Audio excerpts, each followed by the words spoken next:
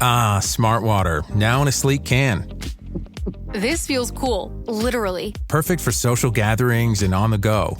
Should I start wearing turtlenecks? One sip at a time, friend. Smart Water cans, for those with a taste for taste. Get yours today.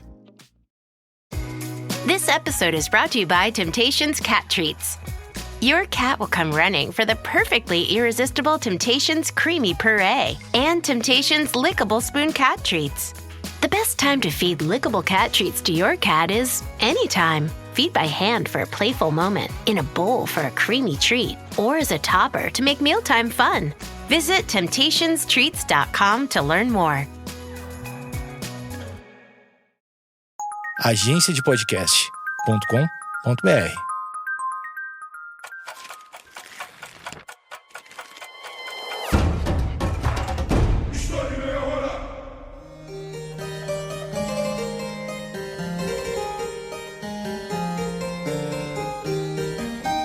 Ela realmente perguntou se não tem pão, como um brioche?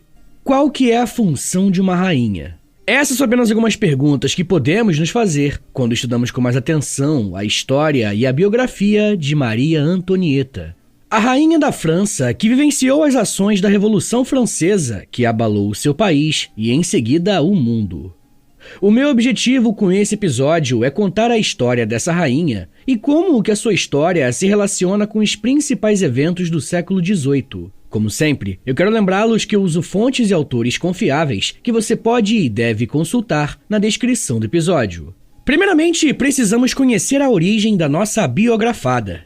Maria Antonieta nasceu no dia 2 de novembro de 1755, no Palácio de Hofburg, em Viena, capital da Áustria, como Maria Antônia Josefa Johanna de Habsburgo-Lorena. Ela foi a 15ª filha do imperador Francisco I do Sacro Império Romano Germânico e da imperatriz Maria Teresa da Áustria, uma das governantes mais influentes da Europa no século XVIII. Ela passou a sua infância no grande palácio de Schönbrunn, onde viveu um ambiente de luxo e influência política, mas também cercada de rígidos protocolos e muitos deveres, algo que era bem comum para filhos de reis e rainhas. Desde o nascimento, Maria Antonieta foi criada para servir aos interesses políticos da Casa de Habsburgo, uma das dinastias mais antigas e influentes da Europa. Sua mãe, Maria Teresa, governava com pulso firme e via seus filhos como peças estratégicas para consolidar alianças políticas. A Áustria, nesse período, buscava fortalecer as suas relações com a França, um antigo rival que, após a Guerra dos 7 Anos, se tornou um aliado potencial contra o expansionismo prussiano e britânico. Para garantir essa aliança, Maria Teresa organizou o casamento de Maria Antonieta com Luís Augusto da França, o herdeiro do trono francês. Apesar da sua posição privilegiada, a infância de Maria Antonieta não foi marcada por um rigor acadêmico. A educação dos Habsburgo priorizava a formação política e diplomática, mas relatos indicam que a futura rainha não era uma aluna disciplinada. O seu domínio da língua francesa, essencial para sua nova vida, permaneceu deficiente até sua chegada à França. Maria Teresa confiava na praticidade da experiência ao invés de um aprendizado rigoroso, acreditando que a sua filha aprenderia as regras da corte ao longo do tempo. Porém, isso se tornaria um problema, pois a corte francesa exigia um alto nível de refinamento intelectual e cultural. Em contraste com as suas dificuldades acadêmicas, Maria Antonieta desenvolveu muitas habilidades artísticas.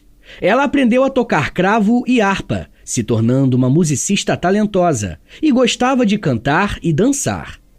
Ela também era apaixonada por teatro, e era comum ainda que ela participasse de apresentações amadoras organizadas na própria corte austríaca. Aos 14 anos, em 1770, Maria Antonieta foi oficialmente prometida ao herdeiro do trono, Luís Augusto. Como parte da tradição diplomática, ela teve que renunciar à sua identidade austríaca antes de se tornar esposa do herdeiro da França. Sua viagem de Viena a Versalhes foi marcada por um cerimonial rígido, incluindo a simbólica despedida na Ilha dos Faisões, na fronteira entre Áustria e França, onde teve que deixar para trás todas as suas roupas e pertences austríacos para ser vestida como uma verdadeira princesa francesa. Esse ritual simbolizava a ruptura com as suas origens e a completa submissão à cultura e às regras da corte francesa. A chegada de Maria Antonieta à França foi recebida com grande expectativa, Jovem, bonita e carismática, ela rapidamente encantou a corte e o povo francês. Mas a transição para sua nova vida em Versalhes não seria fácil. Sua educação relativamente descuidada, somada às rígidas etiquetas da corte francesa e à complexidade das relações políticas da monarquia, tornariam a sua adaptação um verdadeiro desafio. Essa juventude despreocupada, moldada na corte austríaca, contrastaria com as exigências do trono francês, resultando em críticas e desconfiança por parte da nobreza e do povo. Maria Antonieta logo perceberia que a sua nova posição exigia muito mais do que apenas charme e diplomacia, mas sim um jogo político complexo que definiria o seu destino como uma das figuras mais controversas da história. Maria Antonieta partiu para a França sem nunca ter visto antes o rosto do homem com quem se casaria. Para se ter uma ideia, o casamento deles aconteceu no dia 19 de abril de 1770, mas eles apenas se conheceram no dia 14 de maio de 1770. Ou seja, o casamento precisou ser feito por procuração, e quem representou o noivo foi o próprio irmão de Antonieta, Maximiliano. Mesmo tendo renunciado aos seus direitos como uma Habsburgo, a sua mãe, Maria Teresa, orientou que sua filha fizesse relatórios frequentes sobre tudo o que acontecia na corte francesa. Dizem ainda que no momento da partida de sua filha, Maria Teresa pediu a ela para que nunca deixasse de falar alemão, ou seja, que ela não virasse 100% francesa. A vida na corte da França era muito diferente para Antonieta, e não foi uma adaptação fácil. No ano de 1774, aconteceu o que todos mais ou menos esperavam. Morreu o rei da França, Luís XV. Com isso, Luís Augusto se tornaria Luís XVI e Maria Antonieta a rainha consorte da França. Como presente, Antonieta recebeu do seu marido o Palácio de Petit Trianon, que fica em Versalhes, e foi construído pelo rei Luís XV, inclusive como presente à sua amante. Inclusive, essa mulher daria muita dor de cabeça para Maria Antonieta. This episode is brought to you by LifeLock. Not everyone is careful with your personal information, which might explain why there's a victim of identity theft every 5 seconds in the US. Fortunately, there's LifeLock. LifeLock monitors hundreds of millions of data points a second for threats to your identity. If your identity is stolen, a US-based restoration specialist will fix it, guaranteed, or your money back. Save up to 40% your first year by visiting LifeLock.com/podcast. Terms apply. Fellas, you know Degree Cool Rush deodorant, right? Well, last year they changed the formula, and guys were mad about it. One dude even started a petition. So guess what? Degree heard us, admitted they messed up, and brought the original Cool Rush scent back exactly how it was. And it's in Walmart, Target, and other stores now for under $4. So grab some and remember why its cool, crisp, and fresh scent made it the #1 men's antiperspirant for the last decade. Degree Cool Rush is back, and it smells like victory for all of us.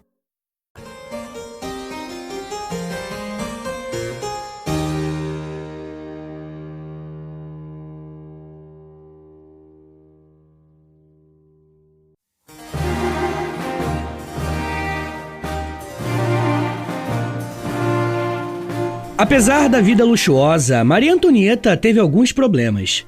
O primeiro e mais delicado envolve o seu próprio casamento. Afinal, toda aliança entre monarquias, para se consolidar de fato, precisa de uma coisa muito importante: um herdeiro. Um filho é uma prova incontestável da junção de duas famílias, e no caso de monarquias, é aquele que irá herdar o trono. O problema é que existem alguns pré-requisitos básicos para isso acontecer, se é que vocês me entendem. O marido de Maria Antonieta aparentemente não tinha muito interesse nela. O fato é que o casamento não se consumou e, portanto, nada de vir herdeiros. Era comum nessa época que logo após o casamento acontecesse uma cerimônia e, ao final da festa, o casal ia para sua intimidade e logo em seguida vinha a prova da consumação. Muito provavelmente um lençol com uma mancha de sangue. E isso não aconteceu no caso de Antonieta e Luís XVI. Na verdade, Maria Antonieta demorou 7 anos para engravidar. Algumas fontes dizem que o príncipe tinha um impedimento físico. Alguns biógrafos da Antonieta chegam a dizer que um irmão dela precisou ser enviado para a França para verificar a situação. Ainda em seus primeiros anos na França, o que Antonieta esperava era que ela fosse o centro das atenções. Afinal, ela era uma jovem e que seria a futura rainha do país. Mas logo que chegou, Antonieta já travou uma disputa com outra mulher, que essa sim era o centro das atenções, Madame du Barry. Esse não era o nome verdadeiro dela, que se chamava Jeanne Becco, amante do rei Luís XV, o sogro da Antonieta. A história de Jeanne Becco, antes de se tornar a famosa Madame du Barry, começou a ser traçada com a morte da esposa de Luís XV. Foram anos difíceis para o rei, que passou anos vivendo com o seu luto, sem causar mais escândalos, que na verdade quer dizer sem se envolver com prostitutas. Isso só mudaria por volta de 1768, quando Luís XV se apaixonou por Jeanne Becco, uma jovem de 19 anos. A sua beleza chamava a atenção de todos, e ela logo percebeu que podia tirar vantagens disso. Foi quando ela se uniu ao seu amante, Conde du Barry, que se tornou o cafetão de Jeanne e fez dela uma espécie de prostituta de luxo. Durante uma noite, com um dos vários clientes que recebia, Jeanne ficou sabendo que o rei Luís XV procurava uma nova favorita. Logo, começaram a planejar uma forma de colocar a jovem no caminho do rei, e a sua beleza não falhou na missão. Ela encantou o rei, que agora se sentia pronto para sair do seu luto. O rei a escolheu como a mais nova concubina favorita. A idade avançada do rei, somada à juventude de Jeanne, encantou o monarca. Mas ele não sabia do passado de Jeanne, o que não foi um impedimento para o rei quando ele soube. A corte francesa era famosa pelas suas cortesãs oficiais, que eram basicamente prostitutas. A solução de Luís XV foi casá-la com seu irmão para mudar o seu status. Assim, o rei instalou a jovem no Palácio de Versalhes. Essas medidas tomadas pelo rei foram suficientes para trazer uma relativa paz na corte francesa. Porém, isso começou a mudar com a chegada de Maria Antonieta. Desde a primeira vez que a viu, com apenas 14 anos, Antonieta não gostou da Madame du Barry. Elas se conheceram em um jantar da família real, no ano de 1770. Maria Antonieta perguntou quais eram as funções daquela mulher na corte e recebeu de resposta divertir o rei. Maria Antonieta ficou indignada ao descobrir que se tratava de uma ex-prostituta e declarou que seria sua inimiga. Em uma carta no dia 9 de julho de 1770, Antonieta escreveu que du Barry era, abre aspas, a criatura mais estúpida e impertinente que se pode imaginar, fecha aspas. Mas enquanto o rei Luís XV viveu, Antonieta não conseguiu difamar Madame du Barry e nem tirar o seu status de favorita do rei. Na festa de Ano Novo de 1772, Antonieta abriu mão da disputa com du Barry, e enquanto as pessoas se dirigiam a ela para prestar respeito, ela declarou que, abre aspas, há muita gente hoje aqui em Versalhes, fecha aspas. Desde então, Antonieta passou a ignorar du Barry. Quando a doença de Luís XV piorou e ele se viu à beira da morte, ele não podia confessar e receber o último sacramento enquanto mantivesse relações com a sua amante. Então, ele decidiu mandar du Barry embora do palácio, e ela partiu de Versalhes para Rueil, no castelo do duque de Aiguillon. Após a morte do rei Luís XV e a ascensão do seu filho Luís XVI ao trono, o novo monarca ordenou o confinamento de du Barry num convento de Pont-Audemer. A agora rainha Maria Antonieta escreveu sobre o evento a sua mãe, dizendo essas palavras, abre aspas. O rei se limitou a mandar a criatura para o convento e a expulsar da corte quem quer que porte esse nome escandaloso. Fecha aspas. Mas a intriga entre Antonieta e du Barry não acabaria ali.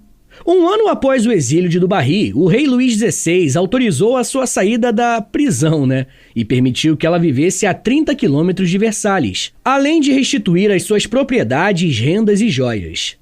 Em 1785, o nome escandaloso, como escreveu Antonieta, voltaria a assombrar os seus dias. Esse é o famoso caso do colar de diamantes. Por volta de 1772, o rei Luís XV da França resolveu presentear a sua amante com um colar de diamantes, um colar muito caro. O colar devia superar todos os outros acessórios em beleza e grandeza, um presente único do rei para sua amada amante. A exigência do pedido fez com que o colar demorasse muito tempo para ser finalizado. Nesse meio tempo, Luís XV faleceu e Madame du Barry foi expulsa do palácio. Mas como se tratava de um trabalho muito sofisticado, os joalheiros responsáveis pela obra pensaram que o colar poderia ser oferecido à nova rainha, Maria Antonieta. De fato, Luís XVI chegou a oferecê-lo à sua esposa, que recusou, muito provavelmente devido à rivalidade entre as duas. A história do colar começou a se complicar quando uma outra concubina entrou em cena, a Jeanne de la Motte. Ela teria tramado para conseguir o colar de diamante e, para isso, usou o nome de Antonieta. Jeanne se tornou amante do cardeal de Rohan, um ex-embaixador francês na corte de Viena. Maria Antonieta não gostava do embaixador, porque ele havia espalhado boatos sobre a sua mãe, Maria Teresa. Por isso, o embaixador tentava reconquistar a admiração da rainha a todo custo. Jeanne de la Motte se aproveitou da situação e se apresentou ao cardeal como uma amiga próxima da rainha, e que, portanto, podia ajudá-lo. Mais tarde, Jeanne começou a se passar por Maria Antonieta e trocou inúmeras correspondências com o cardeal, o que o deixou apaixonado pela falsa Antonieta. Jeanne aproveitou a ilusão amorosa do cardeal e pediu uma grande quantidade de dinheiro emprestado, dizendo que seria para obras da caridade. Mas, na verdade, ela usou esse dinheiro para comprar o tal colar de diamante. Porém, o dinheiro não foi o suficiente e os joalheiros reclamaram com a rainha Maria Antonieta, que, na verdade, não sabia de nada. Mas a fofoca já estava feita e Antonieta se viu no centro de uma grande polêmica ao seu respeito, dizendo que ela teria participado de um crime. A difamação foi muito grande e a reputação da monarquia, que a essa altura já não ia muito bem, piorou ainda mais. A França estava às portas de uma revolução e a vida de Maria Antonieta mudaria completamente. Pessoal, eu já quero falar mais sobre como que a Maria Antonieta lidou com todas essas mudanças. Mas me dá um minutinho aí, tá, gente, que daqui a pouco a gente volta e eu falo um pouco mais sobre pão, revolução, fofoca, política e guilhotina. Segura aí, que é um minutinho só.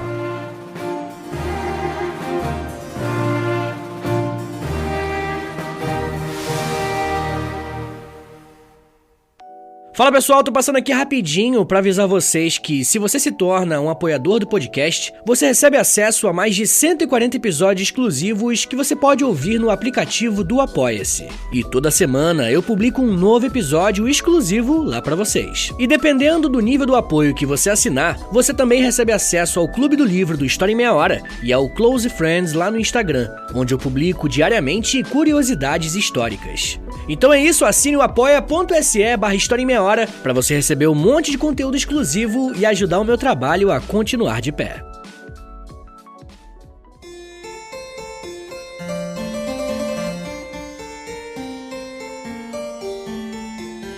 Abre aspas. Se o povo tem fome e não tem pão, que comam brioches. Fecha aspas. A frase que você acabou de ouvir é atribuída a Maria Antonieta, em um momento em que a França passava por uma grave crise alimentícia e a rainha teria dado uma solução para o problema do preço dos alimentos. A questão é que não existem registros confiáveis que comprovem que, de fato, ela tenha dito algo assim. Mesmo assim, esse estigma ficou, e Antonieta sempre foi retratada como uma mulher fútil que esbanjava dinheiro e vivia de ostentação. Ela foi retratada como uma rainha que não ligava para o sofrimento do povo pobre, que passava fome na França durante o século XVIII. Historiadores afirmam que Maria Antonieta era mal vista pela população francesa e tida como uma mulher malvada e devassa que se esbanjava dos cofres do reino para o seu prazer pessoal e que se aproveitava das fraquezas do rei, o traindo para satisfazer os seus desejos. Existe ainda um grande mito sobre a vida de Maria Antonieta, que é a sua relação com as crianças. Apesar dos problemas relacionados à relação sexual com o seu marido, lá no começo da relação, Antonieta se tornou mãe de 4 crianças: Maria Teresa, que nasceu em 1778, Luís José, que nasceu em 1781, Luís Carlos, em 1785, e Sofia, a caçula, em 1786. Mesmo pertencendo à corte, ser uma criança naquela época não era algo fácil. Sofia, a mais nova, morreu antes de completar o seu primeiro aniversário, e Luís José faleceu aos 7 anos, provavelmente acometido por uma forte tuberculose. Além dos seus filhos, Antonieta teve várias crianças adotivas, como a filha de uma empregada que havia falecido e outros 3 filhos de um funcionário, também falecido. Apesar de possuir uma má reputação em seu próprio tempo entre os franceses, Maria Antonieta é hoje uma das figuras mais lembradas do período em que a França era uma monarquia. Ela é muito mais reconhecida que o seu esposo, Luís XVI, por exemplo. Antonieta virou um símbolo da moda e estilo franceses e inspirou roupas de grife como Chanel, Dior, Versace e outras. Ela também se tornou tema de vários filmes, o mais famoso deles de 2006, dirigido por Sofia Coppola. A figura de Maria Antonieta parece personificar a corte francesa, tanto no luxo como na distância que esse governo vivia da sua população que passava fome, enquanto os reis esbanjam uma vida luxuosa. A insatisfação da burguesia perante os privilégios da nobreza e a vida miserável dos campos, somado ainda às ideias iluministas, foram engrossando o caldo de revoltas populares contra a monarquia. E se não bastasse tudo isso, historiadores da alimentação provaram que entre os anos 1787 e 1789, a França enfrentou uma grande crise agrária, por conta de uma questão climática, onde boa parte das colheitas foi perdida. A França já era um país que estava enfrentando uma crise econômica, mas como eles dependiam muito da agricultura, épocas de safras ruins era sinônimo de agravamento da crise, e para as camadas mais baixas era sinônimo de fome. Com menos alimentos sendo vendidos, o preço disparou, e poucos podiam pagar pelo alimento. Um dos alimentos básicos dos camponeses e trabalhadores urbanos era o pão. E em um cenário normal, esse alimento consumia aproximadamente 50% da renda dessas pessoas. Só que, nesse momento de crise, o preço aumentou tanto que, na média, o valor desse alimento passou a representar 80% dos ganhos dos trabalhadores. Imagina o que é separar 80% do seu salário apenas para comprar o mais básico dos alimentos, o pão. Essa realidade de fome foi acompanhada de muita insatisfação e revoltas por parte da população que sofria. Desde o início da crise fiscal em 1775, esses movimentos começaram, mas quando os problemas atingiram o estômago, a insatisfação só escalou ainda mais. Os distúrbios começaram a crescer até chegar à fatídica queda da Bastilha, no dia 14 de julho de 1789. Quando a Revolução tomou conta do país, Maria Antonieta e Luís XVI se mudaram para o Palácio de Tuileries, uma vez que o Palácio de Versalhes tinha sido invadido pelos revolucionários. A situação deles só piorava, e isso levou os monarcas a tentarem uma fuga para a Bélgica em 1791. Só que eles acabaram sendo reconhecidos e foram trazidos de volta para Paris. Esse fato acabou de vez com a reputação dos dois. Além de tudo, eles foram vistos como traidores. Em seguida, o Palácio de Tuileries também foi atacado, e os monarcas, mais uma vez, tiveram que se mudar, dessa vez para uma fortaleza, a Torre do Templo. Enquanto aguardavam o seu destino, Maria Antonieta e os filhos permaneceram confinados no templo. As condições eram precárias, e a rainha teve que lidar com a falta de privacidade, vigilância constante e o sofrimento psicológico da incerteza. Para piorar, em janeiro de 1793, Luís XVI foi condenado à morte, sob a acusação de conspiração contra a República. Sua execução ocorreu no dia 21 de janeiro, e Maria Antonieta foi forçada a enfrentar a perda do seu marido, sem sequer ter a chance de se despedir dele. A partir desse momento, a situação da rainha piorou. A hostilidade contra ela aumentava, e a propaganda revolucionária a transformava em um símbolo de corrupção, traição e desperdício. Seu nome era associado a todo o sofrimento do povo francês, e seu destino já parecia selado.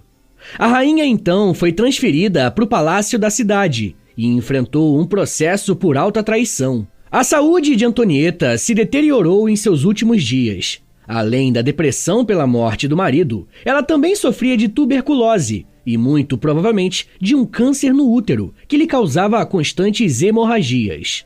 Apesar da sua condição de saúde, o destino de Antonieta era uma questão central para os revolucionários franceses. Um grupo defendia a sua condenação à morte, outro que ela fosse usada como moeda de troca, ou até mesmo para conseguir algum dinheiro da família Habsburgo. Em abril de 1793, foi formado o Comitê de Salvação Pública, que pressionou para que Antonieta fosse ao julgamento, o que aconteceu na véspera da sua morte. Inclusive, eu vou falar sobre os detalhes do julgamento dela em um episódio exclusivo para os apoiadores. Eu quero falar o que ela sentiu e o que ela pensou de tudo isso. Se você quiser ter acesso a esse e os outros quase 200 episódios exclusivos que já tem por lá, basta assinar o apoia.se/História em Meia Hora. Você pode ouvir os episódios tanto pelo aplicativo do Apoia-se quanto pelo próprio Spotify, beleza? Além de você receber um monte de conteúdo exclusivo, você também ajuda o meu trabalho a continuar de pé. Mas enfim, gente, Antonieta foi acusada de fazer orgias em Versalhes, além de enviar dinheiro para a Áustria, tramar a morte do Duque de Orleans e de orquestrar o massacre de guardas suíços. Mas a acusação mais pesada ainda estaria por vir. Enquanto estava presa, Antonieta foi obrigada a se separar do seu filho Luís Charles. Ele foi entregue aos cuidados de um sapateiro de nome Simon. Esse mesmo homem, durante o julgamento de Antonieta, a acusou de ter abusado sexualmente do seu próprio filho. Diante da acusação de incesto, Maria Antonieta gritou, abre aspas, "A natureza se recusa a permitir tal acusação feita a uma mãe. Eu apelo a todas as mães que porventura aqui estiverem." Fecha aspas. Mas nada disso adiantou. O julgamento de Antonieta era uma mera formalidade. O seu destino já estava traçado. Ela foi condenada e subiu à guilhotina vestida toda de branco, onde seria decapitada. Seu corpo, separado da cabeça, ficou lá por dias, esperando que se acumulassem outros corpos e fosse feita uma cova comum. Segundo a historiadora da moda Caroline Weber, que escreveu um livro chamado Rainha da Moda, Como Maria Antonieta se vestiu para a Revolução, o branco foi uma cor bastante simbólica para o último ato de Antonieta. A autora escreveu, abre aspas, "Branco, a coexistência simultânea de todas as cores, o azul e vermelho revolucionários, o violeta e o verde monarquistas. Branco, a cor dos cachos que ela viu o carrasco enfiar no bolso quando a tosquiava para prepará-la para sua sina. Branco, a cor do martírio, do céu, da vida eterna. Branco, a cor de um fantasma belo demais, ou pelo menos obstinado demais para morrer. Branco, a cor das páginas em que sua história foi e será escrita, muitas e muitas vezes." Fecha aspas. Maria Antonieta foi guilhotinada no dia 16 de outubro de 1793, aos 37 anos. A vida de Maria Antonieta foi realmente cheia de reviravoltas. Não é à toa que a sua história é cheia de incertezas a respeito do seu casamento e da sua relação com a população francesa. Ela levou a culpa pelo declínio da monarquia, mas quem governava de fato era Luís XVI. Depois que Maria Antonieta foi morta, ela foi enterrada em uma vala comum, o que deixava claro que a vida de ostentação da monarquia francesa tinha chegado ao fim. Ainda durante a Revolução Francesa, Napoleão Bonaparte sobe ao trono em 1815. Ele foi derrotado e a monarquia foi restaurada. Quando isso aconteceu, tanto Luís XVI como Maria Antonieta foram exumados de suas covas comuns e enterrados na Basílica de Saint-Denis, com honrarias reais, onde os corpos se encontram até os dias atuais. Pessoal, eu vou recomendar 3 episódios aqui do podcast, que você pode procurar aí no feed do História Meia Hora, e eles vão servir de complemento para esse episódio que você acabou de ouvir, beleza? O primeiro episódio se chama Revolução Francesa, o segundo episódio se chama Napoleão Bonaparte, e o terceiro se chama Guerras Napoleônicas. E agora bora fazer aquele resumão de 1 minutinho para você relembrar o que você aprendeu hoje, vamos lá! Quando falamos na história de Maria Antonieta, estamos falando da última rainha da França antes da Revolução Francesa. Nascida na Áustria, era filha da imperatriz Maria Teresa e aos 14 anos se casou com Luís XVI para fortalecer a aliança entre Áustria e França. Ao se tornar rainha em 1774, Maria Antonieta foi criticada pelo seu estilo de vida extravagante e distante dos problemas do seu povo. Seu gosto por festas, moda e luxo lhe rendeu o apelido de Madame Déficit, especialmente em um período de crise econômica na França. Apesar das críticas, ela também se envolveu em questões políticas e apoiou reformas para modernizar o país. Porém, a sua impopularidade cresceu com o avanço da Revolução Francesa, quando a monarquia foi cada vez mais contestada. Em 1791, ela tentou fugir com a família, mas foi capturada. Após a deposição da monarquia, Luís XVI foi executado em 1793 e Maria Antonieta foi julgada por traição. Condenada, ela foi guilhotinada no dia 16 de outubro de também 1793, encerrando o seu trágico destino. Com o tempo, a sua imagem passou de símbolo de excessos para uma figura trágica e controversa, sendo alvo de reavaliações históricas sobre a sua real influência e papel na Revolução Francesa.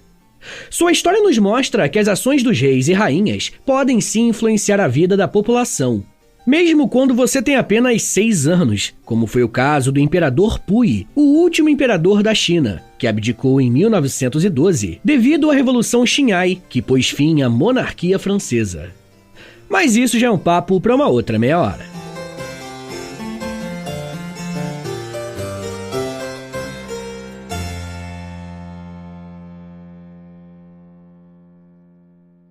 Senhores, muito obrigado por terem ouvido até aqui. Meu nome é Vitor Soares, eu sou professor de História e você acabou de ouvir o História em Meia Hora. Se você quiser ajudar o meu trabalho a continuar rolando e receber conteúdos exclusivos como recompensa, considere assinar a nossa campanha de financiamento coletivo, nosso Apoia-se. É apoia.se/História em Meia Hora, o link tá na descrição também. Com R$10 por mês você recebe episódios exclusivos, já tem quase 200 episódios lá no aplicativo do Apoia-se e toda semana você recebe mais um. Com R$20, além das recompensas anteriores, você também recebe acesso ao nosso Clube do Livro. E com R$30, além das recompensas que eu já falei, você recebe acesso ao meu Close Friends no Instagram, onde eu publico curiosidades históricas todos os dias. Se você tiver alguma dúvida em relação ao apoio, é só falar comigo através do meu e-mail, que também é o meu Pix. Então, se quiser dar uma força, anota aí. É historiaemmeiahora@gmail.com. Eu comecei um canal no YouTube recentemente, o nome é História com Prof. Vitor Soares. Eu tô postando vídeos de história lá, e toda sexta-feira tem um quadro que eu acho que você vai gostar, que é o História em 10 Minutos, que é basicamente História em Meia Hora, só que em vídeo e em 10 minutos, né?